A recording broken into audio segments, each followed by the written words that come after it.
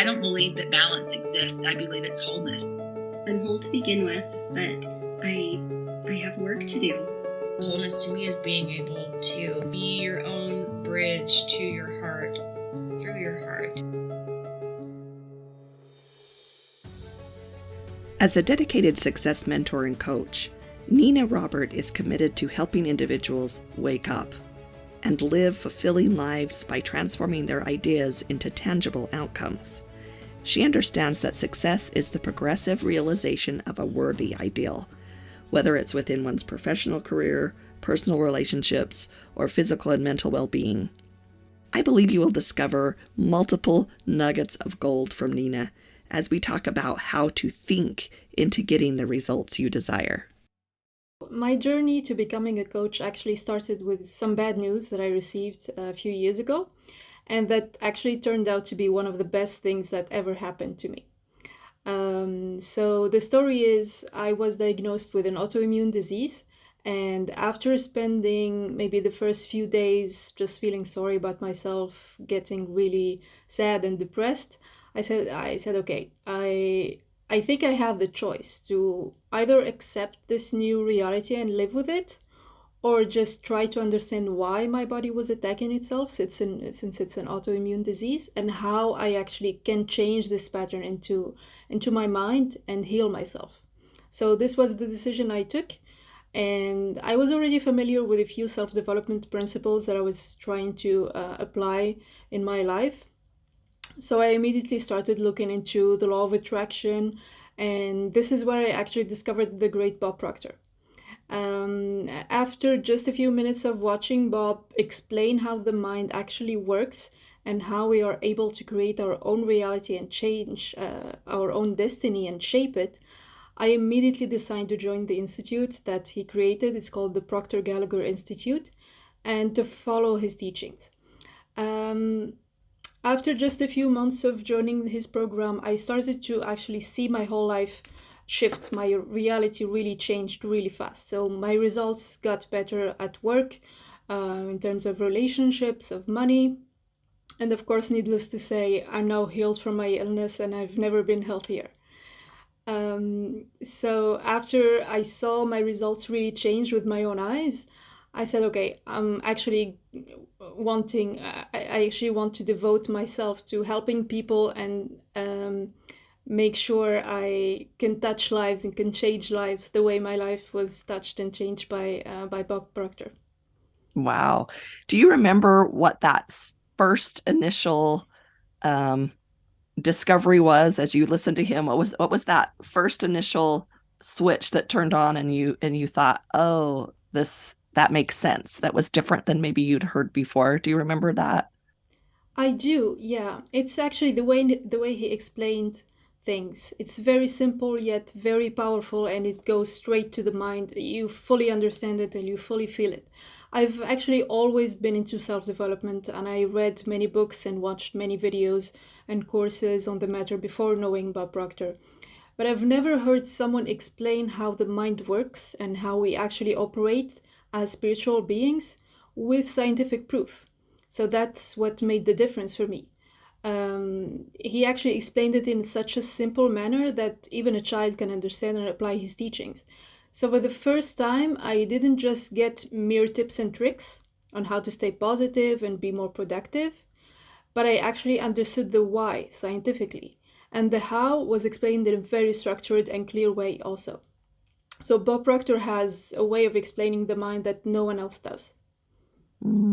That's amazing.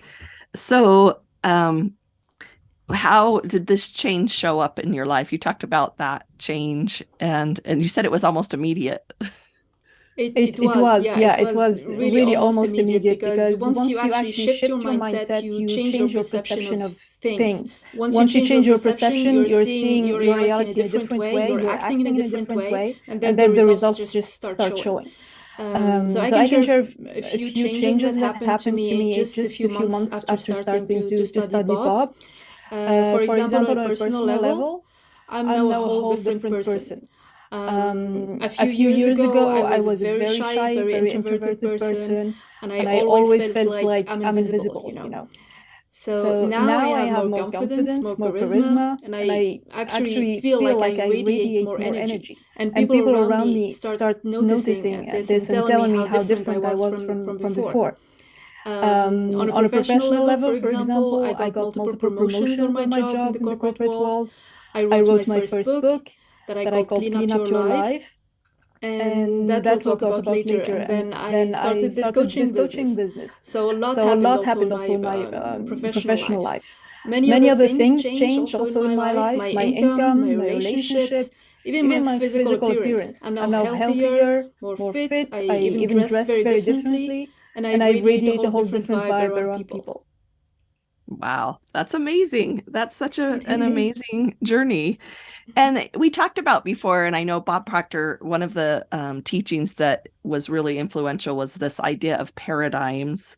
And so can you talk about paradigms and how that influenced you and what that is? Teach us a little bit about that concept. Yeah. So the most important lesson I learned was actually about paradigms. Before that, I didn't even know what a paradigm was. And for those who aren't familiar with the term, a paradigm is a multitude of habits that are so anchored into our subconscious mind, we're not even aware of them. And these habits can be genetic, things that we learn in our childhood, or habits that we picked up during our lives. A few examples of paradigms are maybe the way of speaking in public. For example, some people are very shy, very introverted, as I was myself before, and some other people are very gregarious and very charismatic. Let's look at the way we dress, for example. Why we choose certain styles, certain colors. The way we dress actually tells a lot about how we want to project ourselves to the world. And most of the time, it's a subconscious choice. So this is also a paradigm example. The way we prefer certain foods and not others. That's also a paradigm. We were programmed from our childhood to like the foods that we grew up eating, and we continue to prefer it to any other type of food. Of course, the examples are multiple and not always applicable for all people, but the principle is the same. Most of our habits and our daily choices are responding to a preset program that is called a paradigm. Think of it as a software that is anchored into our minds that make us make the choice and have this preference for this or that, or have this habit or not that. A paradigm controls a major part of our choices and consequently controls our results in our lives. So the bad news is most of our choices are actually subconscious, even if we think we know the reason. Most of the time, the apparent reason is not the real one. And the good news is a paradigm can actually change, and we have the power to make this change. The process may take some time, but it's actually very feasible, and we are able to change this subconscious habit to make better choices and attract eventually better results. Mm. So sometimes it's the hardest part is discovering what the paradigm is, because you just think that's the reality. You know, like I liked your example of like just the way you dress or the foods you like. You think, you don't stop and think why, or you don't stop and wonder and question that. You just live that way. And then until one day you kind of thought, I wonder why I wear that, and do you find that you go and figure out the why, or do you just decide if you want to change it and move from there? Sometimes it's really hard to figure out the why, but we have to be aware that it's actually subconscious, and we have to differentiate between the first why that comes to mind when we ask ourselves, why am I acting the way I'm acting, or why am I choosing this or not that, and the real reason that is behind that is the paradigm. So it's not obvious to find the source, the root cause of the paradigm, but just identify that it is a paradigm, identify if it's good or bad, because paradigms are not simply negative or not always negative. It's just a preset of program. So you can choose to change the paradigm if it's not serving you any good, or you can just keep it if it's not really that important. If you prefer certain foods to others, that's not a big deal if these foods are not causing you any harm, for example. Mm. Did you find there was a paradigm behind your autoimmune disease? Yes, I did, yeah. So it was basically one of my psychological blockages due to my childhood. So for some reason, a part of my brain decided to attack itself. So I didn't really dive deeper into that. I knew approximately what the cause was, but it's not really that important to find the cause when you can simply change it and just shift your mindset. Right. It's more about discovering the paradigm than mapping it, Yeah. really. Just discovering that it is a paradigm, deciding if it's good for you or if it's blocking you, and then know that you can change it. Yes, autoimmune disease are often um, rooted in something deeper, and It is. there's a lot of scientific evidence that supports that. So it's something that we're learning, and maybe, you know, for the future generations, we can start to understand what we can do to prevent those things from happening. We can almost eradicate those Yeah. diseases in the future when we understand some of these concepts that you're sharing. So I think it's great. One of the things that Bob is really good at talking about is goals and goal setting and that kind of thing. And so, how do I create a positive mindset to achieve my goals? Like, how do I, because I know that that's something that's important, is that it's not just about wishful thinking. It's actually almost using this machine of our mind to create it. So um, how would you suggest getting that mindset in place so that we can achieve our goals? In order, I think, to have a positive mindset, we need to have a strong mental attitude, to stay in charge no matter the situation, no matter the environment we're in.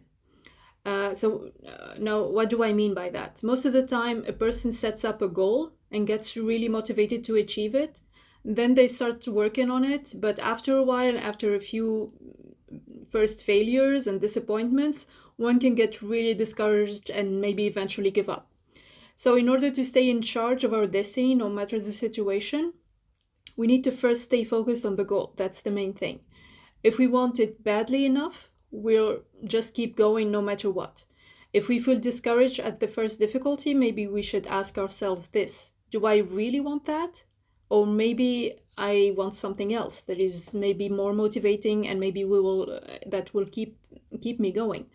If the answer is a heartful yes, then you'll have no difficulty to keep going, and you can keep searching for new alternatives after a failure, and eventually keep trying again and again until you succeed, until you reach your goal. Another very important thing to keep in mind in order to stay positive is that who you surround yourself with can actually hugely impact your results. Now, we often hear the saying, you're the average of the 5 people you surround yourself with. It's actually not only that, because you're also the average of all the people you surround yourself with. Could be your family, your friends, your society, people you watch and listen to on the internet. Your surroundings play a big role in keeping you motivated and positive, or rather discourage you and keep you in the same spot for years. So we have to choose very wisely who and what we listen to, for example.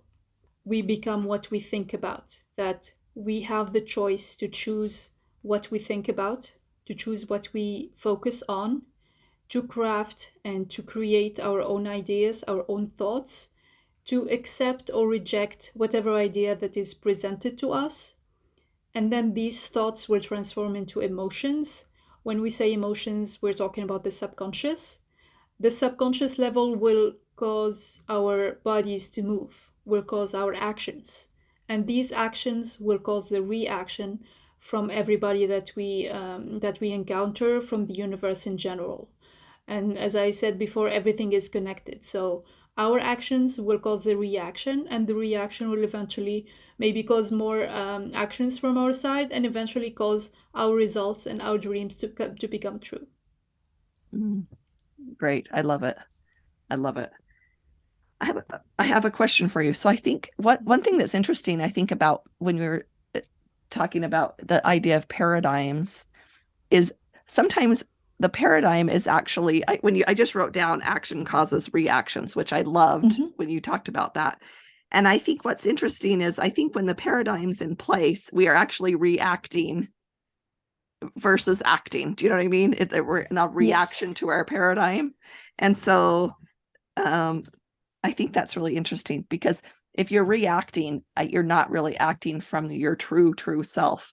It's in someone else is running the show, or something else is causing a reaction versus an action. I think that's one of the interesting things about really understanding these kind of things, is there's a big difference there between reacting and acting. I don't know if you get into, if you're in a traffic jam and you get upset, that's a reaction to the there's not an action that you're taking. You're in reactive mode, and reaction just isn't, it doesn't feel good. It's not a good frequency. It's not a good vibration it's never a good frequency. Actually talking about what I call reacting versus responding. When you react, you're not thinking. You're not really aware of what you're doing. It's like a reflex. Okay, sometimes a reaction can save your life. For example, if you're in danger and you won't even think, you react, it can save your life. But some other times, and usually when you react, you don't really take the time to process and to say, okay, what do I choose to do or say in this situation? When you take a few seconds to just actually process this and make a choice, it will make a whole difference into the situation, into the result, the outcoming of the situation. So it's responding versus reacting. You always want to respond. You always want to take a few moments to process this thought. Say, okay, do I have to accept this action that I'm getting? Do I have to accept this reality or this news? Or can I just take the time, breathe deep, and then decide to maybe reject the idea, maybe ignore it, maybe take my time and respond after this situation has passed? So it's really up to you. You just need to take, it could be really like a millisecond to think about it and transform it into a response instead of a reaction. Yeah, and I think even taking to recognize maybe if there's even, what I would say, what I do a lot of is that maybe there's some healing that needs to happen there. Maybe there's some compassion that needs to happen there. So maybe we need to pause there for a minute so that you can act, because sometimes that reactive place just keeps spinning and spinning, and we don't get a chance to, it's like difficult, that the muscle is so weak that we can't expect it to wait. We can't expect it to hold any weight if it's too weak. So maybe we have to stop here and figure that out. And sometimes it's compassion. Sometimes it's a kick in the pants. Sometimes it's more like, no, we can do it. And that's where I think that intuition is so important, because the individual kind of has to know which one needs to happen, because I work with a lot of clients who they're very much in the kick in the pants thing. But they keep kicking themselves in the pants, and then they're almost, that's their new paradigm, is I just got to pull myself together and I just got to do it. And it works for a while, but there's just another paradigm in place, And so sometimes I'll say to them, oh, we got to go back. And so I'll say, we got to do some healing, we got to do some healing work in order to kind of work through that paradigm that's coming in and saying, you got to do it. What is wrong with you? Just do it. That kind of muscling through. Indeed. So. Yeah. So I think the main takeaway is to always be aware of what messages we are actually accepting and telling ourselves in our minds, and always stay conscious and stay aware that we have the choice to accept or reject any idea. Once we start reacting, it usually will escalate, because the person we're reacting to will also react, and it would start escalate. It will never be a good end to it. So you always have the choice to respond, take a few moments, maybe not respond to this email immediately, maybe not take this call right now, just give it a few seconds, process it, and maybe check if there is any unhealed trauma or some psychological blockage or whatever it is in you that is still not healed, and make sure it will not trigger this reaction in you. We have to think about that mind and what the mind's telling us, and we talk about what the emotions that brings up, and we talk about what that makes us want to do.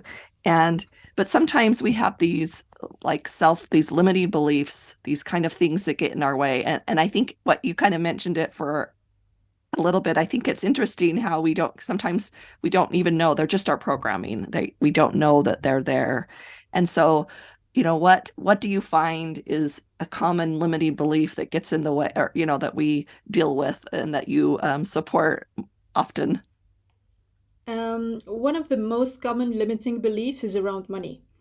It's widely believed that there is virtue in poverty, for example.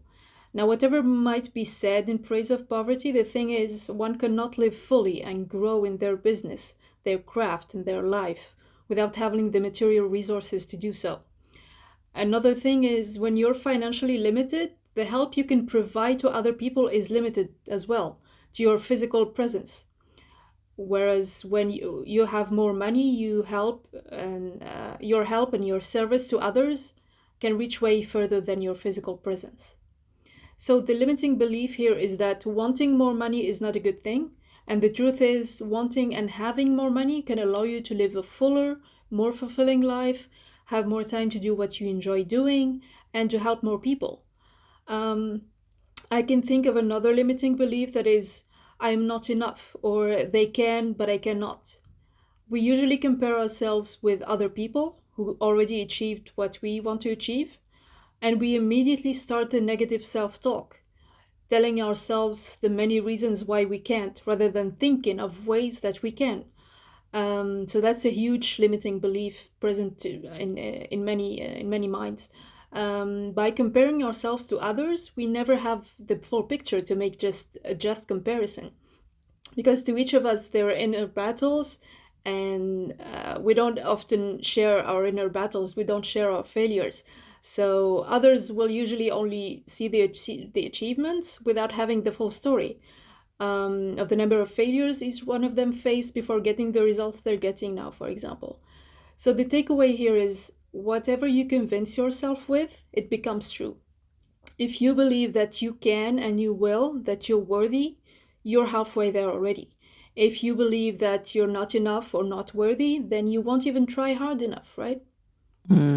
Totally true. And it's helpful sometimes for me, and I work with my clients too. Sometimes I'll even talk about a part of me, because sometimes it's like a part of me wants to, and and that's how we word it. And it's like, okay, then let's talk to that other part, Yeah. And it's helpful sometimes to just use that kind of language, because it does this. The conscious mind is like, of course I want that. Of course I want that.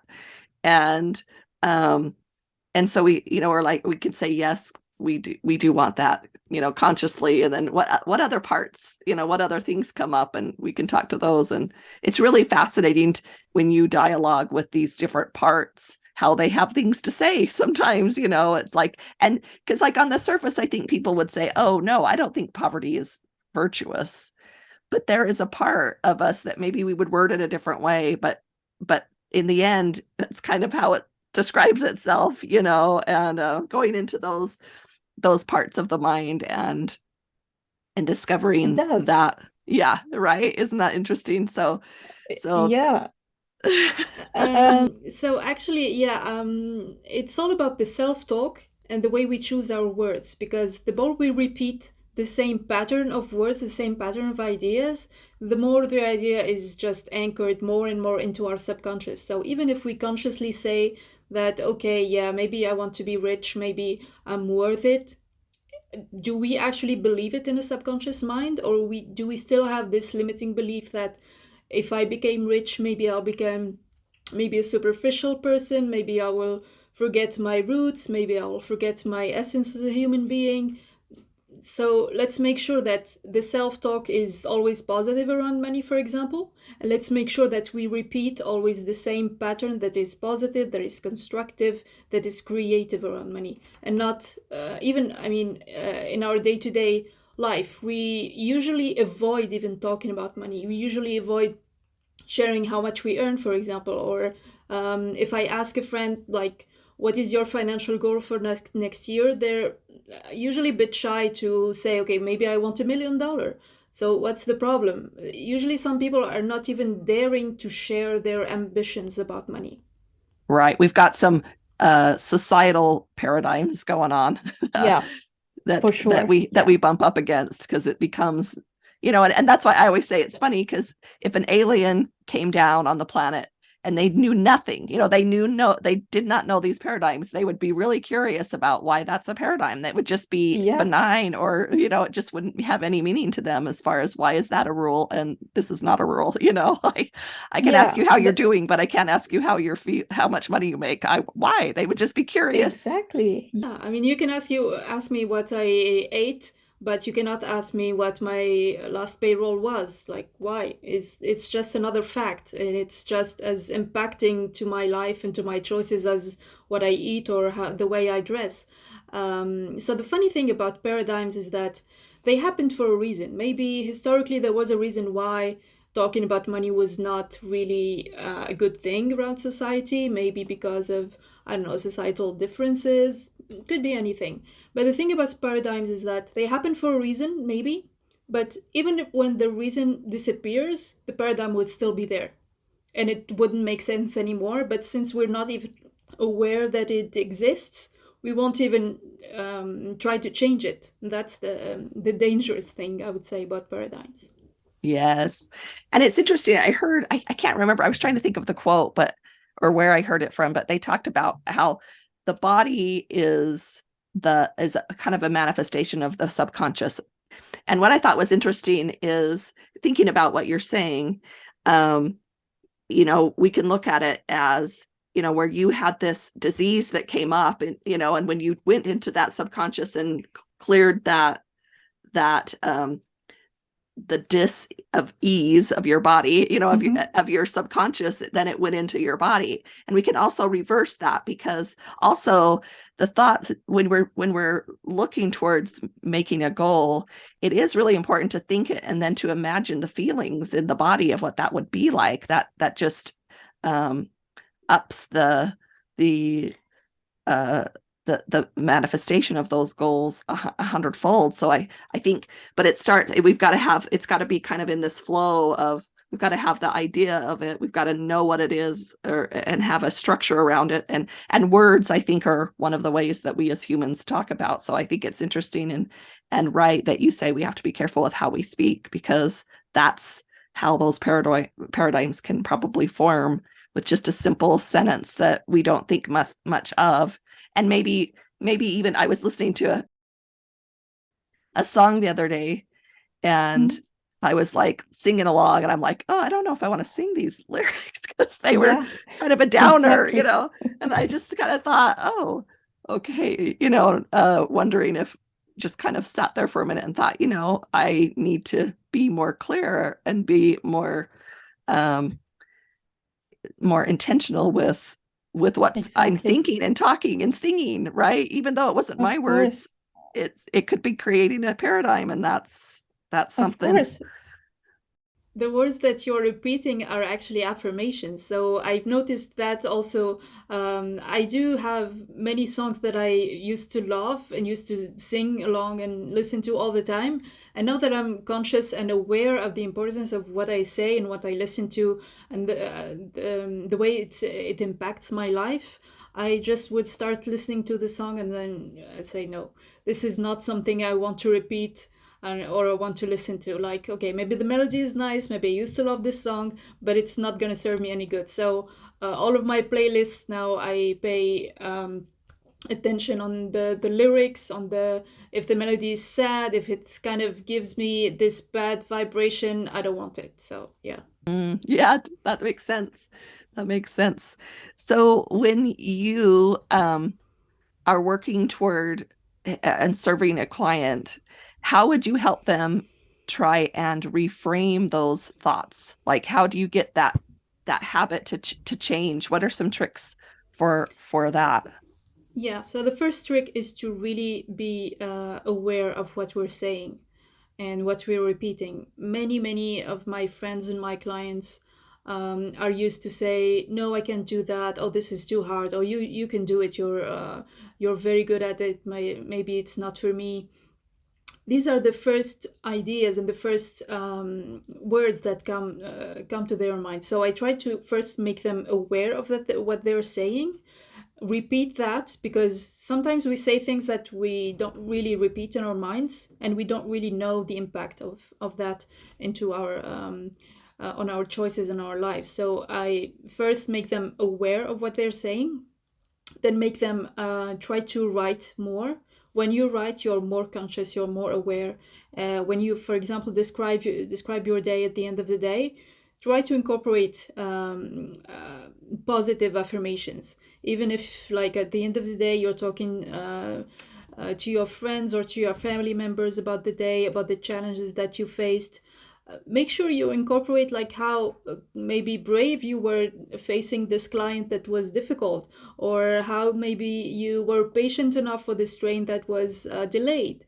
Instead of just complaining and just adding more and more negativity, you already accomplished the day. You already did your best. So make sure you're rewarding yourself and you're projecting just positivity at the end of the day. This is one of the examples that we actually can be aware of our choice of words. This is the first step.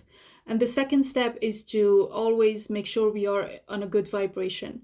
When you're keeping yourself on a good mood, when you stay happy, smiling, surrounding yourself with people that are positive, this is also a very big step into staying in a good vibration and then staying connected to your goal.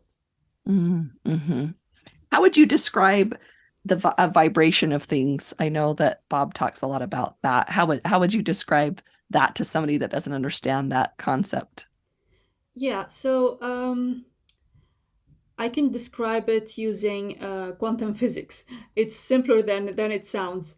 We are actually living in a universe that is based on wavelengths, on frequencies.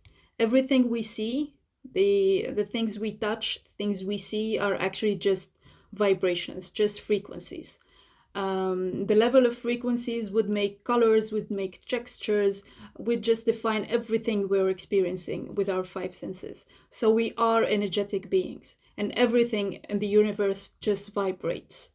The level of vibration, that is the frequency, will define where you're at and where you're going.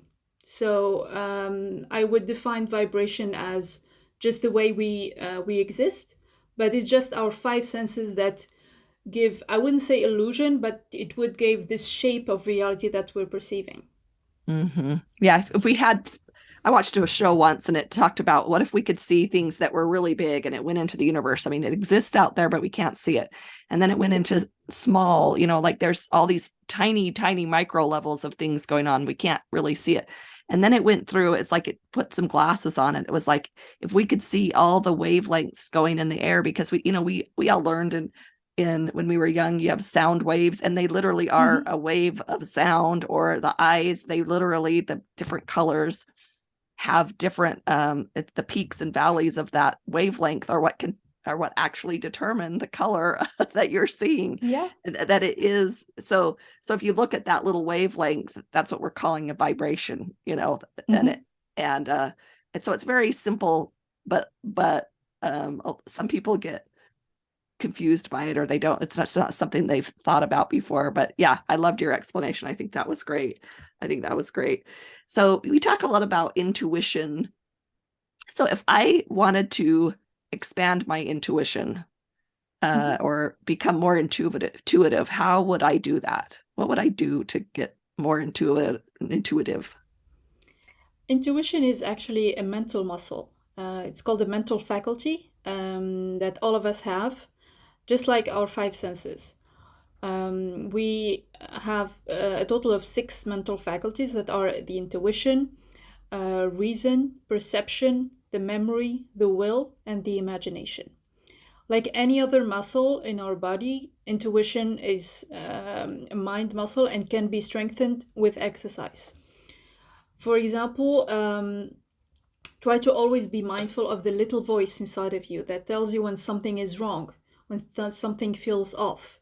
it's usually the first feeling that you get that is pure intuition, because after a few seconds, the mind just starts rationalizing, it starts reasoning, starts to make sense or to try to make sense. And you will not be able to distinguish your gut feeling, your intuition, from your rational mind anymore.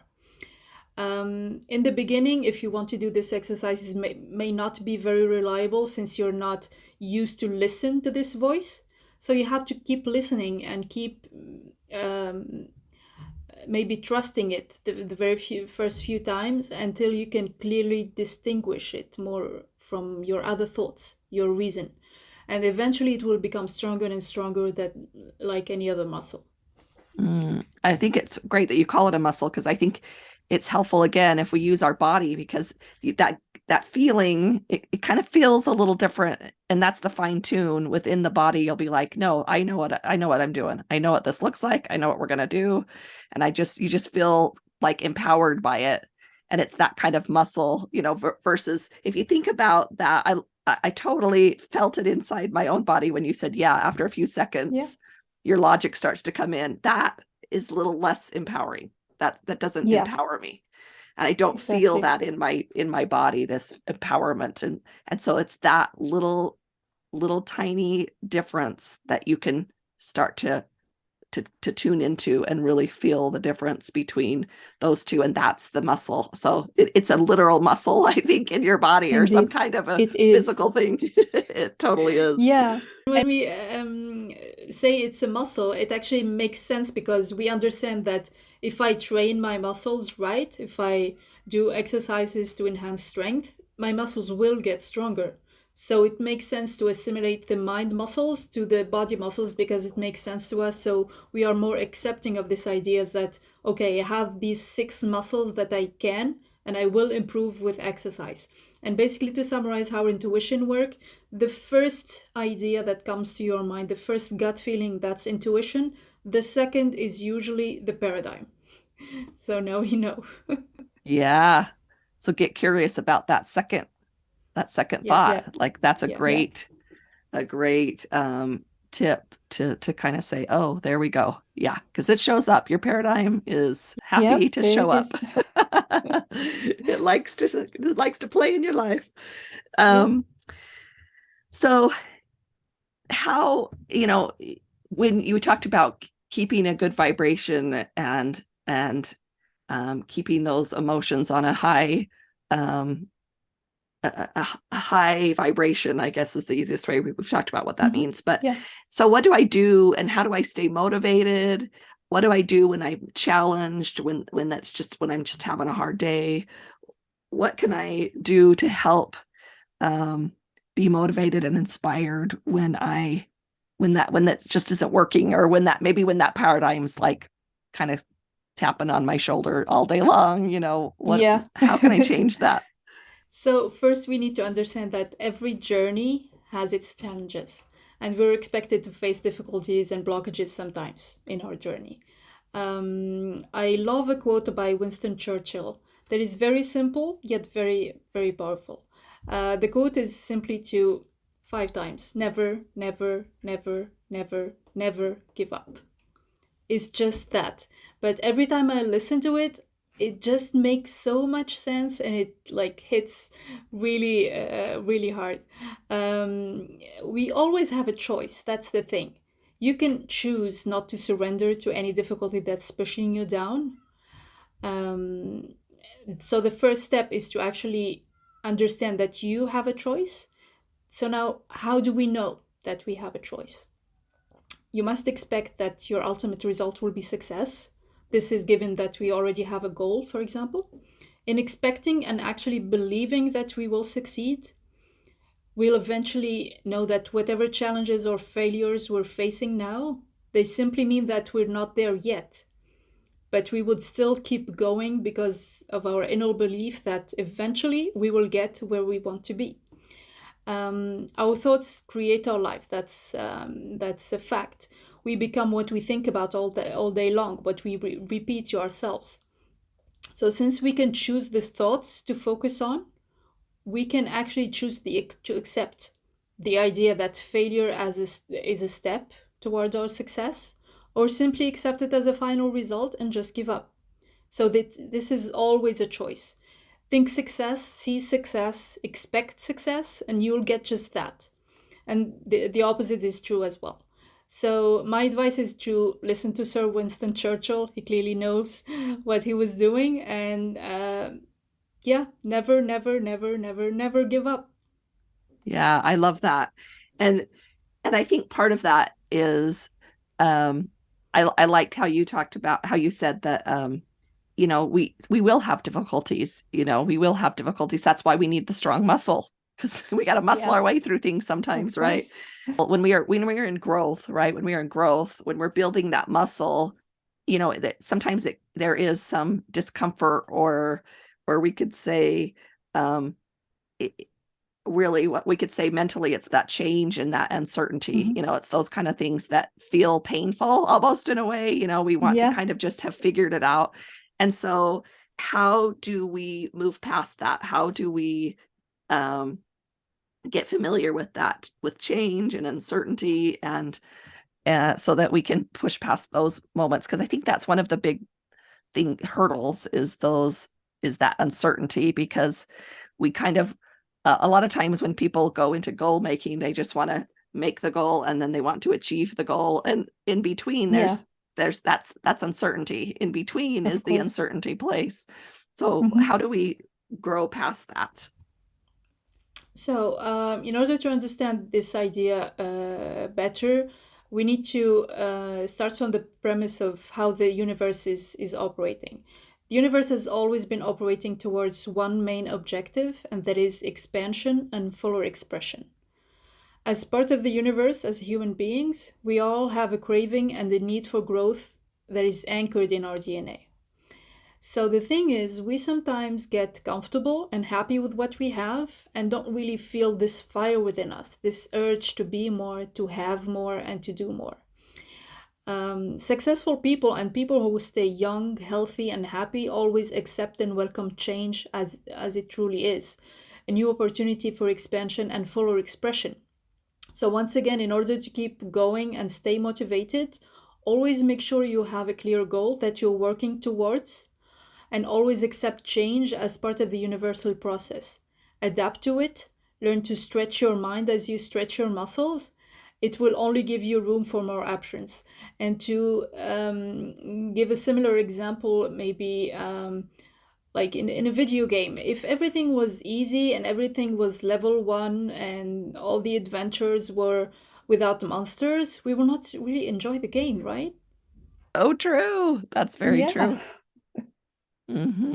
I love that. That's so true.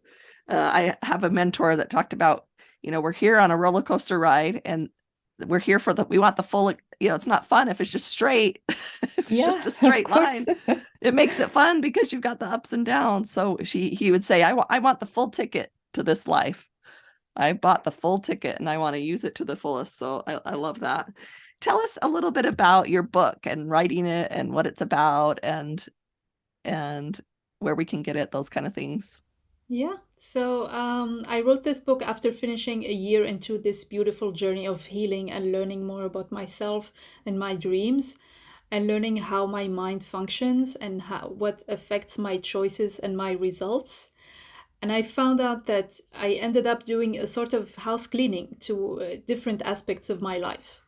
I started with the mind, as everything starts on a subconscious level. I learned about my mental faculties and how to strengthen them. I learned what a paradigm was and how to reprogram my inner beliefs to unlock my potential.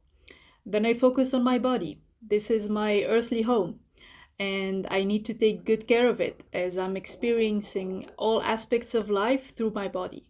So I gathered knowledge on how to boost my productivity and get more energy, how to have a healthier brain, and how a healthy gut can have a huge impact on my overall health and life. The third chapter is about time. Time is the only resource that is non-replaceable. And we need to really, really pay attention to what we're spending huge chunks of our days, of our lives at. So in this chapter, I explain how to manage activities throughout the day and how to make room for the things that we want to do but never find enough time for. Then I talk about the art of tidying up, how to transform our houses into a place where we can always feel peaceful and stay productive. I also talk about the energy of the house and how it collects our memories, and how an effective house cleaning, when done correctly and in harmony with universal laws, such as the law of vibration and the vacuum law of prosperity, can liberate many blockages that we feel on a subconscious level at home. The last chapter is about the environment, our environment, and how it shapes our decisions, our choices, our lifestyle, and our results. The main takeaway of this chapter is to learn how to scan the environment and decide if it's healthy for you, how to use the power of the mastermind, how to connect with people that can help you achieve success, and how you can help others, and also how to set boundaries and stay in a healthy circle. And yeah, that's in a few sentences a summary of my book.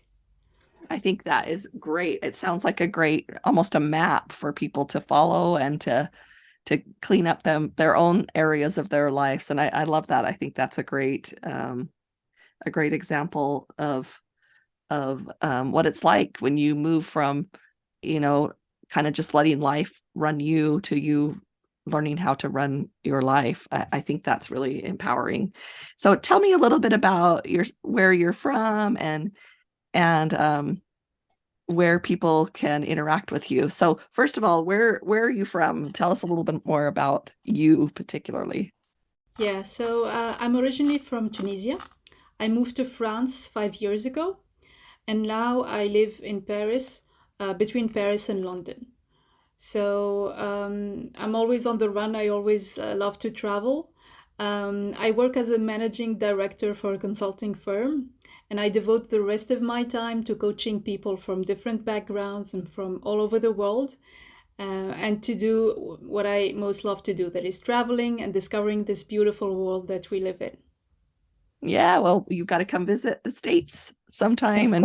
Of course. We'll go out to dinner. That would be amazing. Of course, I would love to. It's on my list for sure. Oh, good. Yeah. Over here, the word wholeness is becoming, in the US, it's becoming a big deal. Oprah Winfrey said, wholeness is the new wellness, is what she put in her magazine. And so it's kind of something that we are getting more familiar with here. And I don't know if that's the case over in Europe, but I'd still love, no matter what comes to mind when you think about the idea, the concept, or the word wholeness. Maybe it's still new in Europe, I would say. But for me, wholeness, I understand it as the way we function is really connected. Everything is connected to everything. We all connected as souls, and we all are connected with our universe that we live in. So wholeness for me also means that I can actually shape my results starting with my thoughts. It's a whole process that is interconnected. I would start with choosing the way I think, choosing what to think, choosing my ideas, actually craft these ideas into my mind, and then these ideas will impact my emotions, and then my emotions will impact my actions, and eventually my actions would cause a reaction from the universe, from other people, and will eventually make my dreams and my results that I want come true. So this is the concept of wholeness, that the way I see it is that everything is really connected to everything. We just need to pay attention and see the patterns and believe in the law of attraction, the law of vibration, that everything connects with everything, and our actions will cause the reaction that we want. So in order to have the results that we want, we start by ourselves, and then we will project this vibration, and we'll eventually attract the same results that we want.